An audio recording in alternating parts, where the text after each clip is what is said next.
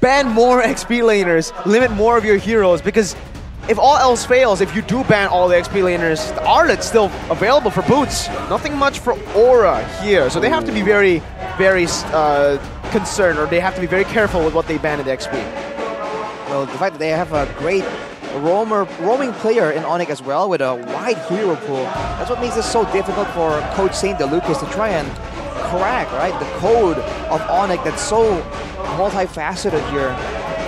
We'll have to see though. Are they going to ban an EXP lane again? Or are they going to actually limit the mid laners? Because those mages, like I was about to say, they don't really stand out like as a solo big main carry, but they make moments happen. So it seems like Aura are going for big ultimates here, so they want to make sure that Onic doesn't get their hands on any of that, especially Sans. What's left on the table? What's like the biggest ultimate you can think of out of mid lane and EXP lane position? Charizla? What else is there? Why do they ban Valentina? They're setting up for even bigger ultimates. My guess is maybe they want a Novaria pick. Yes. So Novaria and the Wild Charge, those are already two big ultimates. In XP, this is the question now. If they don't pick X-Borg last game, they have to pick X-Borg now, right? It's an Akai and an Arlet. If they go for even more tanky mem, hey, don't do that, Kyrie. Don't give me hope of a Yi Sun Shin in the jungle. Way. Don't give me hope. No way. So like Akai roam. Don't give me hope, man. Just don't. We haven't Don't give seen me that hope. in ages. There's no way. Don't give me hope. It can't be. Surely. Are we gonna see Yi Sun Shin? Oh, The swap. the Bring it back throwback to Season 8. Carry will play mid. Now look at this guy, man. Ah, see, it gave me hope. It is a surprise. Come And then on, they there you pick go. away the X-Borg. Ah, just Aura. What do they go for now? And even the Lunox here for Sans. Wow. Now that's a bit concerning because Novaria, you can clear and you're supposed to avoid laning altogether. Lunox is almost the opposite. You can do a lot of damage right there. And knowing that the main front line for Aura is most likely going to be the Grok or the Fredrin, hey, if you can't crowd control them, take them out. That is the best crowd control, and Lunox can provide that for a tank. So Ruby. I think so, yeah. I mean, only the one that makes sense, I guess. Like, you can punish the Arlet going in. Also, Lunox, a bit more close range compared to the other mid laner out there. So, a bit more prone to get picked off by the I'm offended. Well, it's almost like a full dive kind of angle here for Onic. They have a Bruno though, so you have to wonder right here if Aura, in the back of a aggressive G-Rock in the hands of Yaoi, can they turn this around by just targeting the marksman? Because later in the late game, of course, the Lunox can supplement some DPS with the Chaos Order, but, you know, they're still going to require this Bruno to really output some damage. And I think the job for Boots right now is going to, like, he's man-marking Kabuki in the first game, but later in the game, he's going to man-mark this G-Rock.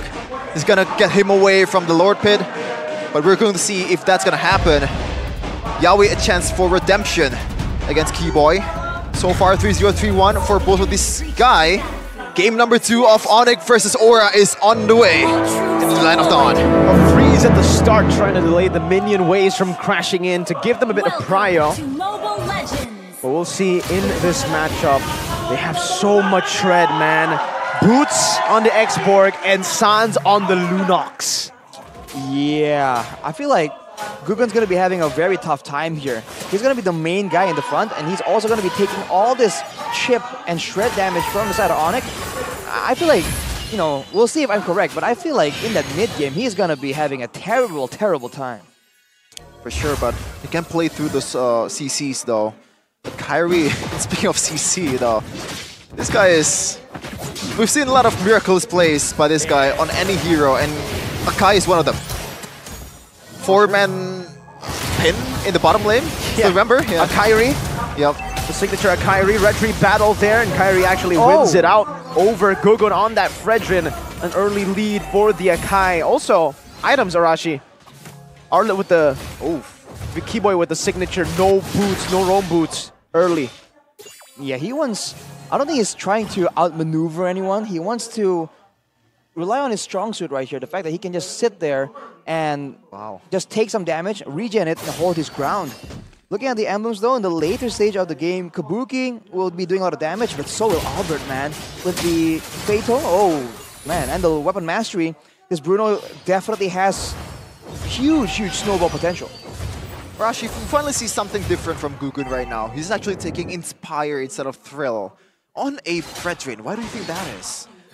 I feel like he doesn't really feel like he can really match the clear potential, because for Fredrin, you clear fast, but your power comes from your multitude of, your flexibility. You have crowd control, you have some damage as well.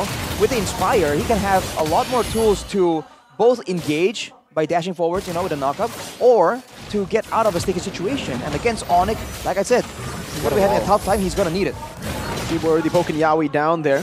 Still well charged into the back, trying to force out a heavy spin, even an I'm Offended connected over from Iran. They're trying to bait it out. If Kyrie still gets this, it's not going to be worth it, and they do because of the last Insanity play. And in the back, it's going to be Kimo, who jumps in even forward. Gogun, an amazing Appraiser's Wrath to catch them. This might be the triple for the Rookie of the Week of Week 1 and 2. Gugun. A Fredrin triple kill Rashi, and they're trying to steal the blue buff as well? What's happening? Onic, they had that in the back, but they had to throw it away. Kyrie, shield, Yeheskiel going in, headbutt in. Oh, it's a bait, but Gugun, an unofficial maniac, as that's Boots, who jumps in with Last Insanity, gets the shutdown, goes up to Yeheskiel, burns him down, and gets the double kill back. Now it's Yaoi who's going to be caught. The final slash dodged away, or tanked, soaked in by Yaoi with that power of nature. Man, everyone is overextending all over the place. Pure chaos there. Onic just forgetting that the lower the Fredrin is, the more you need to be careful. A low Fredrin is nothing to ignore at all. 4-1 Gugun right now. He has a chance to be a lot more aggressive, go for all these ganks, and start turning the pressure onto Kyrie instead. It's an opportunity they have with the great wave clear that Yeheskiel can provide with the Novaria, but we'll see if they can do it fast enough before Onic can respond. Already 8 kills in 4 minutes. This is what I expected in game number 1, but they played it so safely, so methodically. This one is like the true Onic versus Aura, the bloodbath that we were waiting for. Alright, we'll see who has the tempo in the next fight. In the 30 seconds, I feel like Aura will still want to try and do their thing, get full control over the objective. But now, in the side lane right here, Aran against a 2-kill X-Borg. The lane was brutal enough without that. It's going to be even more because Boots has been very aggressive. So if he can get a lead, push Aran away from the get him low and get him to recall, then maybe Onic can get the prio towards the turtle instead. On the Astral Echo, mid-control, heavy prio for Onic in the mid lane. Gugun though comes forward, trying to go for a bit of damage. Kabuki in the bottom lane. Sans, Chaos Assault into the back, trying to deal more damage to Kabuki, but he's able to actually get out. Wow, Sans gets chunky Yaoi, 1 HP. Barely gets out, he has the wild charge, he wants to go for initiation before he dies, perhaps. Around in the back, flickers out of the last Insanity, Boots. Right there, in the bottom lane, Albert finds a kill. Yaoi and Gugun, very low. Aran as well. They need to find some compensation here with a 4v3. It's still Onic who are winning this team fight. Yaoi with the wild charge, connecting on the 2 members. Gugun now pinned down, but still is able to secure the turtle. It's Aran in the back, going for the stun. Gugun for the taunt. Now Keyboy jumps to the vengeance, pulled back by the I'm Offended of Aran. Don't run Wolf King onto the back. Now it's going to be Keyboy who will be taken down by Aran. Sans has finally joined the team fight now with the last Insanity and the Chaos Assault. It's also a turret down below going down. Aran against 3. Natural Echo. Sans 1 HP. Gets out with the Brilliance. Yeheskiel looking for the Astral Meteor. The wall down to stop him from getting out, to deal more damage for Yeheskiel to execute him. Who won that trade? I don't know, but it is chaos indeed, Arashi. Like, what's happening right now? In the bottom lane, though, I think Aura was like, they felt the urgency to get something, but that was... like, who won that? I feel like Onic, in a way, did win that. The fact that they did not get the turtle, but they got kind of trades all around with a really solid late-game DPS source in the Lunox, and they got the turret, and they got the kill on Kabuki to put him further behind, and they got the turret as well, and all that gold in the pockets of Albert. We'll have to wait and see for the official gold charts, but I think Albert is starting to build up quite a lead, and Onic can really use that. But this is definitely not the Onic that we're used to, man. They're just going for this full-on fist fight.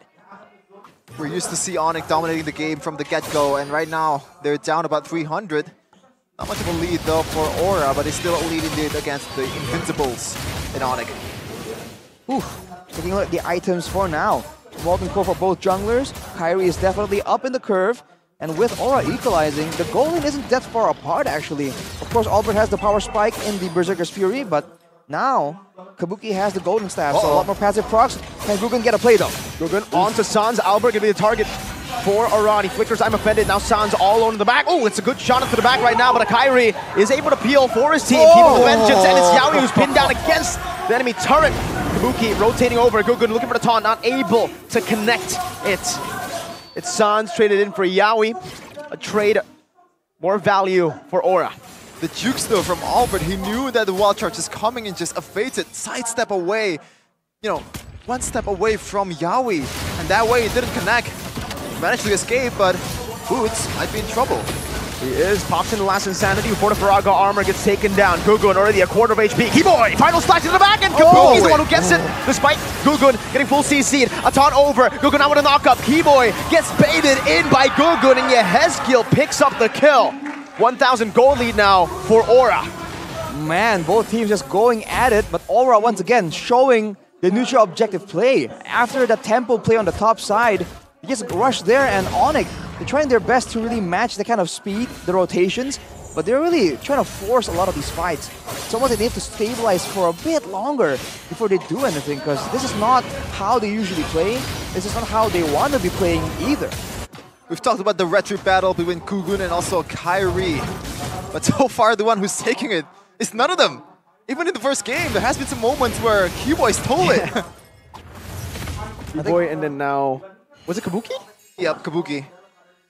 I mean, this is what happens. Too much CC, no retribution being executed. The one who gets the scraps is the victor. We have to keep in mind that Onic hasn't been dictating where and when these fights happen though. They've been trying to scramble, and they've been sending 2 or 3 members to deal with the whole Aura squad to try and get that neutral objective. So we haven't really seen a full 5v5 yet. And we haven't really seen Lunox being picked up in MPL Indonesia Season 12. The last time it was picked is week 1? If you told me that, I wouldn't believe that stat. Yeah, Lunox isn't really... Well, it has been out of the meta for a while. Yeah. It's still conditional, I get it, but it's still usable, I guess. For sure. I mean, against tanks in particular, against Aura, that's very frontline heavy. And we've seen earlier, the fact that they play so straightforward, front to backs or pickoffs only, the Lunox does have value, and there's a great outplay potential available for Sans. But right now, it's almost like they're just too preoccupied dealing with Yaoi, like we saw in the previous fight in the top lane, that they can't really get Sans and Albert to output their damage as efficiently as they would like. So with more items, I feel like it's going to be quite different. But now again, Aura pressuring for the Lord, the neutral objective, and Onic, they're going to end up scrambling here as well because Keyboy is not there. Gonna bait out the heavy spin first for Kyrie. Oh, Faraga armor already gonna be taken out here. Ooh. Wild charge not connecting, a good snipe down. Sans slow. Run! Finds the killing spree through the minion waves. Now it's Kyrie who's looking for the steal. Guggen, no way. Appraiser's Rat, Retribution, Yaoi also in the front trying to zone them away. Aura now, they have a big lead, 3,000 gold lead. Finally a safe space for Guggen to execute that retribution. Good job for Yaoi Yehezkiel. Even Aran just zoning on everyone, also dealing the damage. Ultimately getting a kill towards Sans, one of the most core member of Onic, and sitting at a 4 deaths, the most of the team. We're seeing Aura adopt the strategy of putting all the pressure they can onto Sans. Even in game number 1, Sans was the main playmaker right there. And if you look at this game, he's always pressured. A wild charge on a Keyboy by Yaoi. Picks him off now as that is a last insanity to the back. Finding Yaoi, taking him down. Keyboy for Yaoi, but Boots is caught, shut down by Kabuki. A shot over to Sans by Yehezkiel as they take control of the enemy jungle. The Lord's marching down right here. Onic trying to clear it, but they're going to be zoned away. It's going to be a base defense on this. Run! But I'm offended. Oh no, Purify! An interesting Purify to get out there with Kyrie with a headbutt. Turret tier 2 down below, taken down. Looking for the mid lane now for Aura. Aran, did you see that the item, Rashi? What Aran picked up? Malefic Roar for Ruby. I told you he's crazy. He's local. Oh, he got the kill onto Sans earlier as well. And I was saying, again and again, Sans 2-4-4, despite having a bit of a lead in the early game, he's just not that flexible of a hero, no crowd control, no real playmaking tools. He's forced to wait for the right moment, and Aura keeps going and targeting him whenever they see him using the Astral Echo. But this is something that Onic need to try and find a way around, because otherwise, just Albert, it's going to be so difficult for him to try and output all that damage, despite having all these items, unless he has some coverage. Yep, and Boots is supposed to be that one. But right now, like, when you're up against a full damage Ruby and also the poke from Kabuki and also the SPL, it's hard to stay intact with that Viraga armor. So you have to play it a bit more carefully, just a bit more passively compared to the usual X-Borg that we've seen so far. But Sans, look at that, the Kumar Bosch. Yeah, he went up there avoiding pursuit. He gets out. Once again, it's a slow build-up, but in the late game, in a way, Aura will have more control, more poke as well. We've seen what Novaria can do in the late game, mainly I think from a boy from GeekFan. But for Onic, they have a Lunox, keep in mind. And now with no I'm offended, can Onic go for a fight right here on their turn? Astral Echo onto the back, revealing 2 members.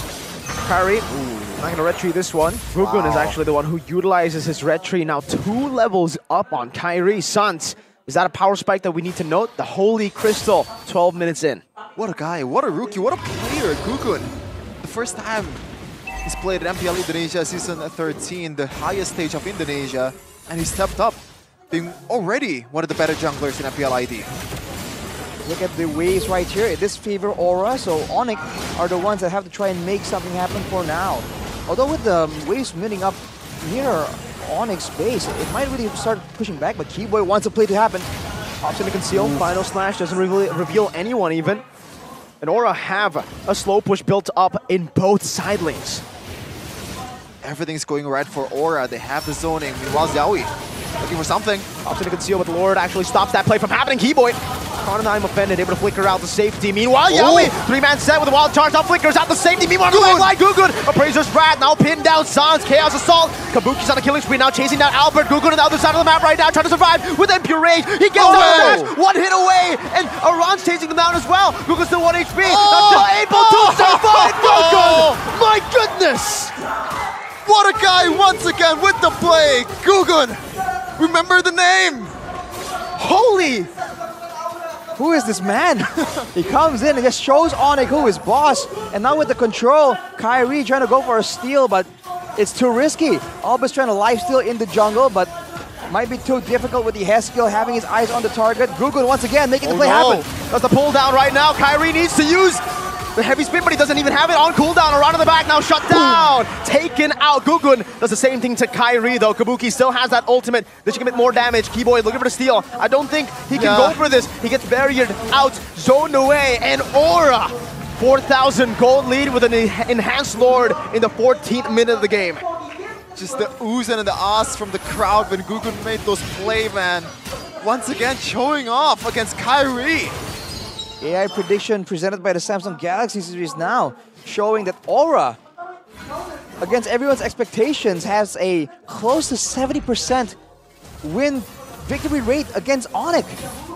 They have the Lord, they can try and make that work right now with Yeheskiel picking up the glowing one for more siege potential.